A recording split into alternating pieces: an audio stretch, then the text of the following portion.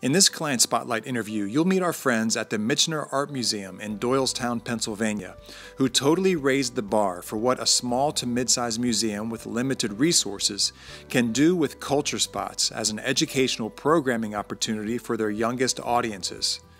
By cleverly turning their mobile audio tour production process into a hands-on activity for kids, not only did they end up producing amazing tour content, but also a new generation of champions for their museum.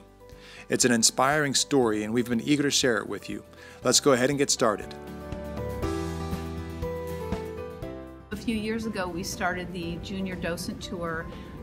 Initially, it was to teach kids how to be museum teachers. So in the summer of 2014, we ran a really great program for a fantastic group of kids, and we walked them through the process. And from Monday through Friday for 3 hours every day, we taught them how to be museum teachers.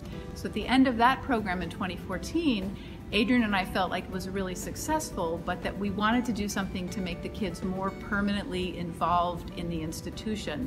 And we came up with the idea of doing an audio tour. We really didn't know how we were going to do the audio tour, but we just knew that it was possible.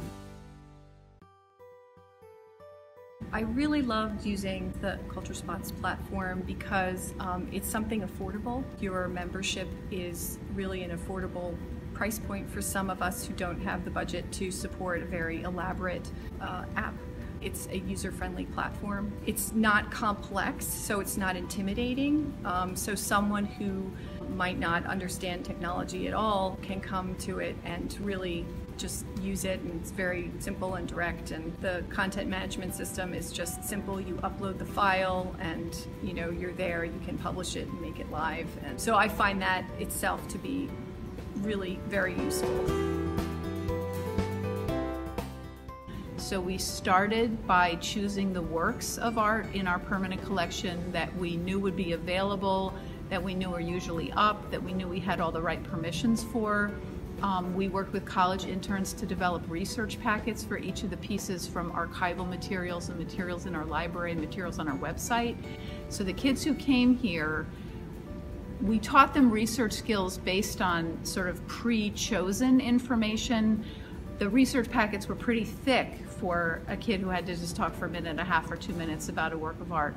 But we taught them how to go through the information, pick what was meaningful, pick what was fun, pick what was interesting, pick what was important to them. A lot of it was to learning how to do research just from looking at a photograph and building that into what they were doing. We did spend a lot of time with the kids listening to other audio guides, talking about what would be good that we would want to glean from what other institutions had done, but also then brainstorming about ways that we could build on what we wanted to see happen at the Michener. And then seeing, as you listen to the audio guide, what they did with it was crazy. Like, they were smart, they were funny, they were clever, they were witty, they were enthusiastic, they worked like dogs for, if you think what this was done in 15 hours. So it's, before Adrienne and interns and everybody worked on all the legwork, but it was a pretty amazing accomplishment, and they came in, hit the ground running, so it was fantastic. Hello, my name is Claire.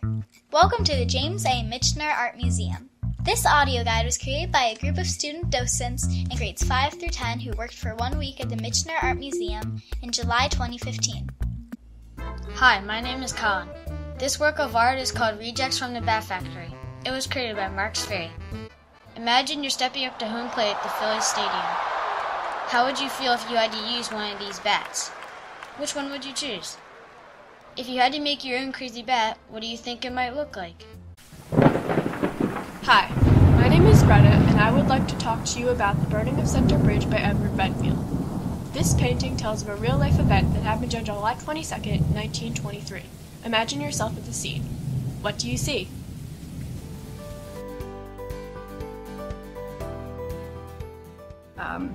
We have limited resources here, and essentially it was 2 of us working on the project. I had to learn, and all of us had to learn, using CultureSpots, which was an amazing user-friendly platform, but also on the other side to actually get the proper audio software in order to to bring that all together. Audacity, it's a fantastic platform. It's free, but you have to, you know, I had to teach myself, and it was intense, and it's because it was only myself with the support of sometime of my intern that I was able to physically get the files completed. But we were fortunate to have the support of the entire museum in doing it. Well, the first barometer is at the end of the week last summer, we had all had a great time. And we had kids who were just jumping up and down and excited about art. So if you have kids that are teenagers that are jumping up and down and excited about art, that's the first barometer of success. They're jumping up and down about art. It's fantastic. I think a really important part of the fact that this is successful is the relationship that I have with the colleague who collaborated on the project with me, and our passion and commitment for the institution and for art in general that made this a fantastic project, but also kept us going and worked tirelessly. I think our museum is small enough that it's easier in a lot of ways to jump through hoops and to make things happen because we're given a lot of autonomy. So the fact that Adrienne and I had the idea to do this guide, we didn't have to ask permission. We're like, yeah, we can do this. And I think part of it too is believing that kids can do anything, so that when we walked in a room with 13 kids that we didn't know that well other than those preschool kids I had, just knowing by the end of the week we could make it happen, that we had confidence in them, we knew about our strengths, and we knew we could do it, and not being afraid because kids are the best.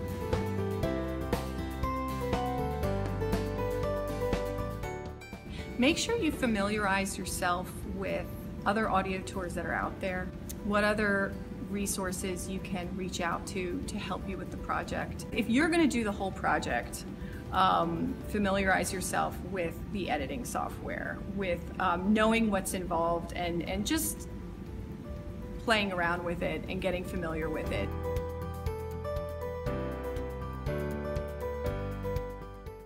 The whole reason we're here is to keep museums alive in our world. And the only way to keep museums alive in the world is to keep kids engaged in the process of museums. And part of that is art making, part of that is art collecting, part of that is research, part of that is technology. There's so many aspects of museum culture, and so I think it's in a way our responsibility to keep kids involved. This is yet another way kids can be involved in a museum. I think 5 of the kids were in my preschool program.